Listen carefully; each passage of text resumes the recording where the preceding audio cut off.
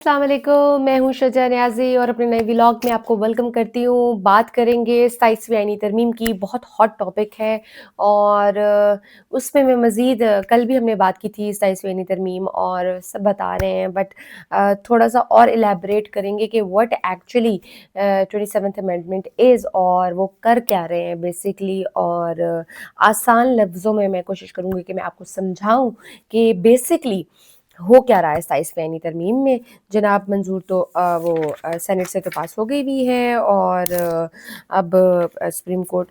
मतलब कि हुकूमत की तो पूरी की पूरी तैयारी है, मुसवदा हमारे सामने आ चुका है कि क्या क्या उस पर बात होगी जनाब। तो सबसे पहले मैं आपको बता दूं कि फील्ड मार्शल का ओहदा ताहयात होगा, नेवी और एयरफोर्स के भी वो हेड होंगे आर्मी के साथ साथ, और उनको तमाम उम्र अदालती इस्तिस्ना हासिल होगा, यानी कि आप कह लें कि तमाम उम्र उनके खिलाफ कोई कार्रवाई नहीं होगी अदालत में। अगर कोई उनके खिलाफ केस करना चाहे या कोई गिरफ्तारी करना चाहे तो कुछ भी नहीं हो सकता। ताहयात वो फील्ड मार्शल रहते हैं नहीं रहते, ये उनको एक इस्तिस्ना हासिल होगी इसमें, और उनका ओहदा जो है अगर आप ये ख़त्म करना चाहेंगे फील्ड मार्शल का ओहदा तो वो लिंक्ड अप कर दिया पार्लियामेंट, यानी कि पार्लियामेंट में 2/3 मेजॉरिटी के साथ ये चीज़ मंजूर होगी। अगर 2/3 मेजॉरिटी के साथ ये सब मानते हैं तो ही आप ये ओहदा हटा सकते हैं, अदरवाइज इट्स नॉट पॉसिबल। उसी तरह जनाब सदर ममलिकत प्रेसिडेंट साहब की को भी खैर से ताहयात इस्तिस्ना हासिल होगी इस तरमीम के बाद। सदर साहब सदारत से हट भी जाएं तो उसके उनके खिलाफ भी कोई कार्रवाई नहीं होगी, चाहे वो स्याह व सफ़ेद करके मुकदमा नहीं चल सकता, ना केस बनेगा, ना ही कोई गिरफ्तारी होगी। जो उनका दिल आएगा, चाहे वो स्याह करें सफ़ेद करें, nobody can say anything to president of Pakistan as well। उसके अलावा ना सिर्फ प्रेसिडेंट ऑफ पाकिस्तान, उसके अलावा नैब को भी ख़त्म करने की तजवीज़ गई है पीपल्स पार्टी की तरफ से, और अगर पार्लियामेंट ने मंजूरी दे दी तो सदर के खिलाफ कोई पुरानी और नई फौजदारी कार्रवाई नहीं हो सकेगी। नैब ख़त्म करना पीपल्स पार्टी के बकौल वो कहते हैं जी ये मिसाक जमहूरियत का हिस्सा था, जिसमें पीपल्स पार्टी और नून लीग ने दोनों ने मिलकर दस्तखत किए थे, तो इसीलिए हम नैब ख़त्म करना चाहते हैं। पीपल्स पार्टी वालों का कहना यह है कि इफ्तिखार चौधरी साहब ने आइन के आर्टिकल 248 में मौजूद जो इस्तिस्ना थी, यानी कि 248 में जो सदर को इस्तिस्ना हासिल थी, वो गैर आइनी तौर पर ख़त्म कर दी थी। तो इसलिए अब हम दोबारा इसको लेकर आ रहे हैं और हम दोबारा प्रेसिडेंट साहब को, प्रेसिडेंट ऑफ पाकिस्तान को इस्तिस्ना दे रहे हैं तमाम अदालती कार्रवाइयों से। ताहयात उनको भी इस्तिस्ना दी जाएगी। ना सिर्फ ये, अब पहले फील्ड मार्शल को इस्तिस्ना दी जाएगी, सदर को भी, और साथ साथ प्राइम मिनिस्टर ऑफ पाकिस्तान साहब को भी जो है ना फौजदारी मुकदमात में इस्तिस्ना हासिल होगा। मतलब ये कि फील्ड मार्शल, सदर और वज़ीर आज़म तीनों के खिलाफ ओहदे से हटने के बाद भी कोई मुकदमा नहीं चल सकता, कोई गिरफ्तारी नहीं हो सकेगी। उनको अदालत से इस्तिस्ना हासिल होगा, यानी कि कोई अदालत में जाएगा भी सही, अगर केस भी करेगा तो ठंड प्रोग्राम होगा, उनको किसी कार्रवाई का सामना नहीं करना पड़ेगा। सुप्रीम कोर्ट से आइनी इख्तियारात भी वापस लेकर आइनी अदालत के सुपर्द किए जाएंगे। अज खुद नोटिस का इख्तियार ख़त्म कर दिया गया है जनाब, और आप ये देख लें कि अब अगर चीफ जस्टिस खुद चाहें भी कि अगर वो किसी मामले पर वो नोटिस लेना चाहें तो वो नोटिस नहीं ले जा सकते, बल्कि आप यूँ कहें कि चीफ जस्टिस ऑफ पाकिस्तान के ओहदे की हैसियत बड़ी महदूद कर दी गई है। आईनी अदालत के फैसले मुल्क की तमाम अदालतों पर लाजिम होंगे, और जो आईनी अदालत फैसला करेगी वो सुप्रीम कोर्ट को मानना पड़ेगा। और उसी तरह से फौजी ढांचे में भी बड़ी तब्दीलियाँ की गई हैं जनाब। Chairman joint chief of staff committee का ओहदा ख़त्म कर दिया गया है, यानी कि ये जो अभी हमारे chairman joint chief of staff हैं वो सहर शमशाद मिर्ज़ा साहब के बाद ये जब 27 या 28 नवंबर तक है, और उसके बाद ये ओहदा ख़त्म हो जाएगा। उसके उनके बाद कोई और chairman joint chief of staff committee का ओहदा नहीं लेगा। उसकी जगह पर आर्मी चीफ को चीफ ऑफ डिफेंस फोर्सेस का ओहदा दिया जाएगा, और आईनी तरमीम के तहत फील्ड मार्शल اور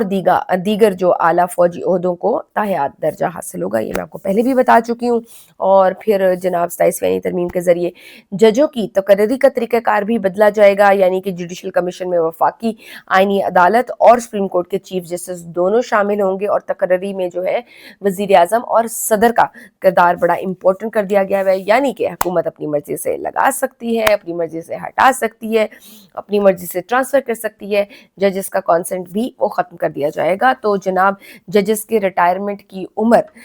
اور کانسنٹ کی جہاں تک بات ہے تو کم از کم 2 سال ججز کو ان کی مرضی کے بغیر کہیں بھی بھیجا جا سکتا ہے، اور ججز کی ریٹائرمنٹ کی عمر 68 سال ہے۔ جوڈیشل کمیشن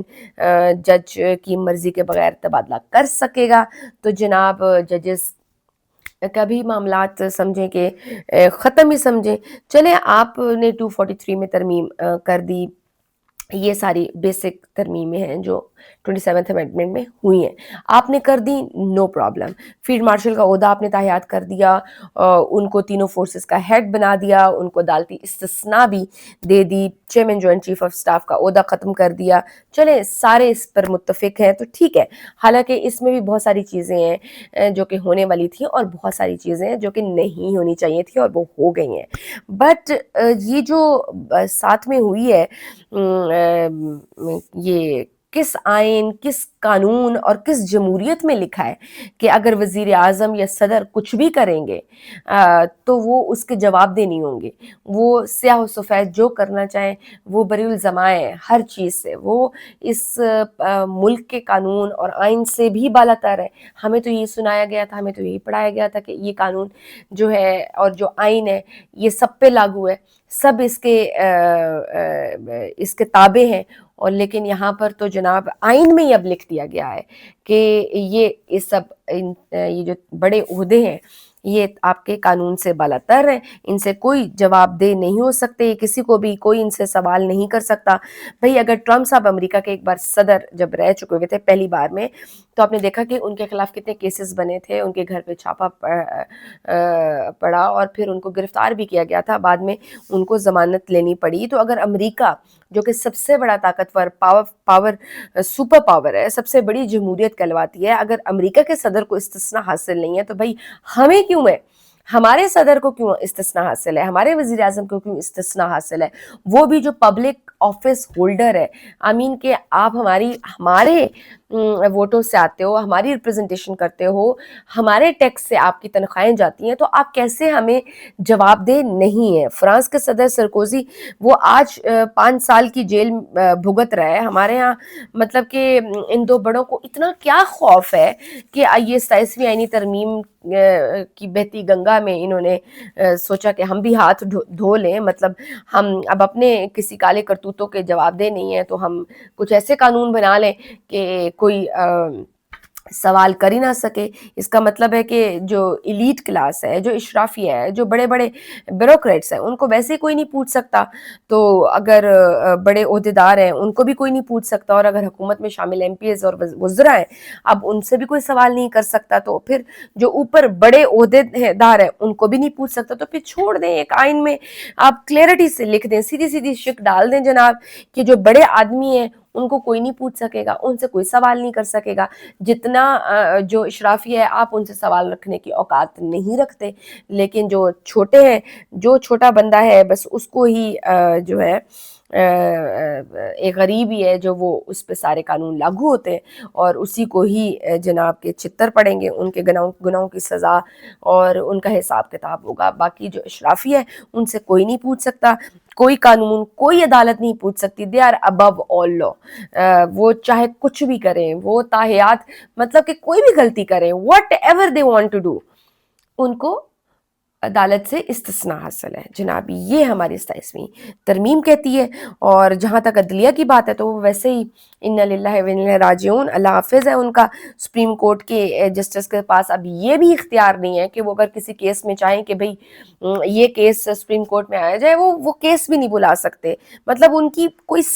ورتھ ہی نہیں رہی، اور اس پر وہ کوئی ازخط نوٹس نہیں لے سکتے۔ وفاقی آئینی عدالت میں مرضی کے 9 ججز آئیں گے حکومت کے، اور وہ پھر حکومت کی مرضی کے अकॉर्डिंगली सारे फैसले सुनाएंगे जो हुकूमत को पसंद आएंगे ऑब्वियसली, और बस अपनी मर्जी के फैसले लेंगे, अपनी मर्जी के जजेस बिठाएंगे, अपनी मर्जी की अदालत होगी और जो चाहेंगे वो होगा, और इस तरह से हम इंसाफ का बोलबाला करेंगे। ये जनाब हमारी 27वीं तरमीम की हकीकत है। आईनी अदालत का फैसला तो अब सुप्रीम कोर्ट पर भी लागू होगा, यानी कि सुप्रीम कोर्ट भी आईनी अदालत की मातहत होगी, उसके अंडर आएगी। तो ये जनाब आप यूं करें कि समझें कि जजेस भी समझें फारिग हो गए, यानी 27वीं आईनी तरमीम में पूरे आइन का, पूरे निज़ाम का ढांचा जो है ना वो बदल दिया है, उसकी साख बदल दी है। एक तरह से आप यूं कह लें कि एक नई रजीम आ गई हुई है, शुरू हो गई हुई है, और इसमें किसी आप बड़े के खिलाफ कुछ नहीं बोल सकते, ना बोलने की कोई गुंजाइश है। हमारे बड़े अब इन अदालतों से, इस कानून से कोई जवाबदेह नहीं है। तो इसका मतलब ये है कि आप जो है ना बस छोटों को ही लित्तड़ मारेंगे और उन छोटों को ही लित्तड़ पड़ेंगे। गरीब ही है जो सारे उनके भी गुनाहों का हिसाब देगा।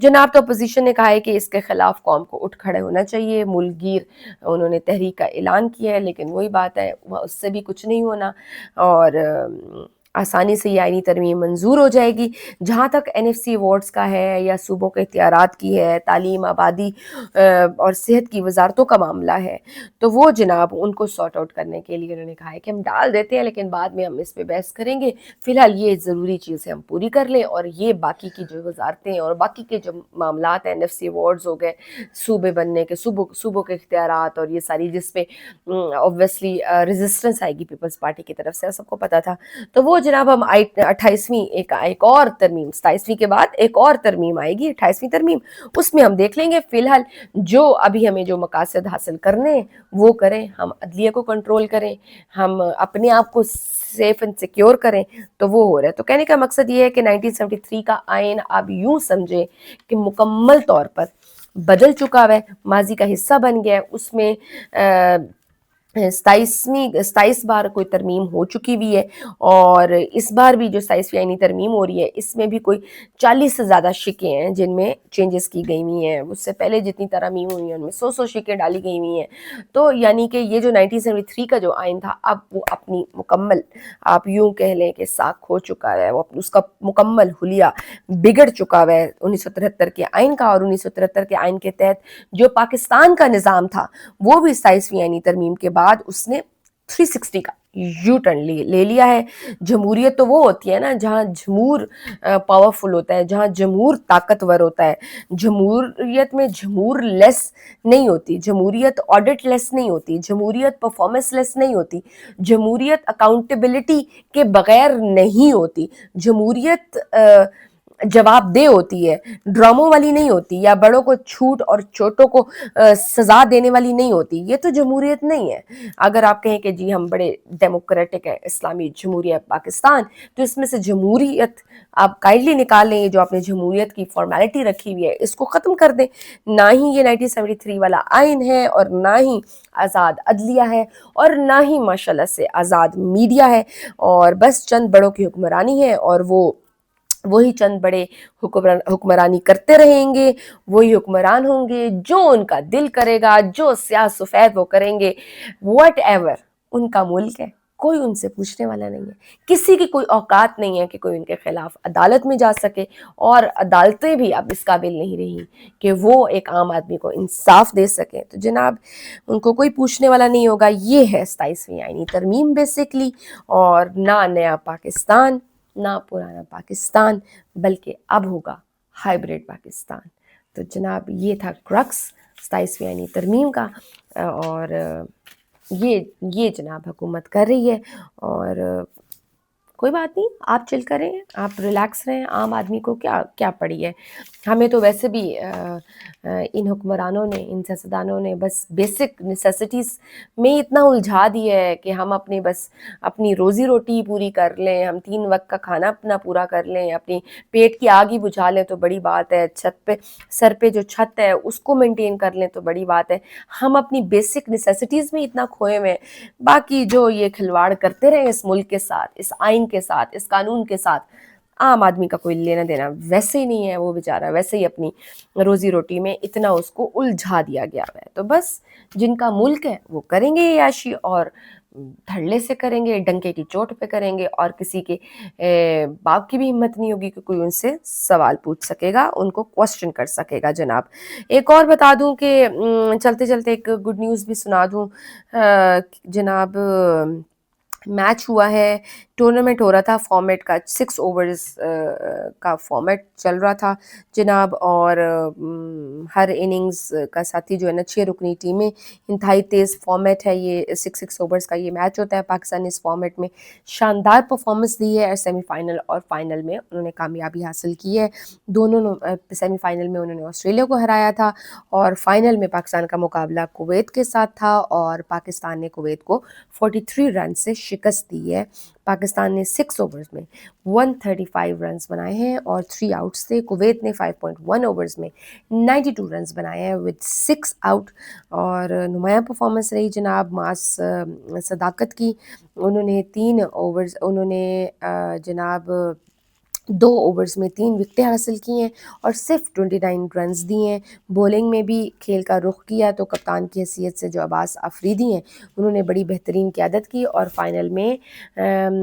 प्लेयर ऑफ द मैच करार पाए हैं जनाब। और इब्तदाई ओवर्स में उन्होंने देखा कि कुवैत ने बड़ा तेज़ आगाज़ किया था, 32 रन्स पहले ओवर में उन्होंने बनाए, लेकिन फिर पाकिस्तान ने उसके बाद मजबूती से मुकाबला किया जनाब, और बॉलिंग, फील्डिंग और हिकमत अमली के साथ और इस फतह के साथ पाकिस्तान इस टूर्नामेंट का 6 मरतबा फातेह बन चुका हुआ है जनाब। पाकिस्तान ने इस फॉर्मेट में दबाव का बेहतरीन मुकाबला किया, हमने देखा सेमीफाइनल में कम मार्जिन की जीत ने टीम को इत्मीनान दिया और फिर फाइनल में वो गालिब अंदाज में जीता।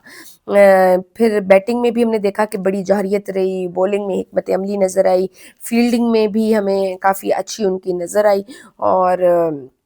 तो ये बड़ा एक अच्छी थी कि जनाब हमने वो वाला फॉर्मेट जीत लिया है। तो ये हमने कहा चले आप मायूस ना हो, जो इतने दुख मैंने इससे पहले जो मरसिया सुनाया था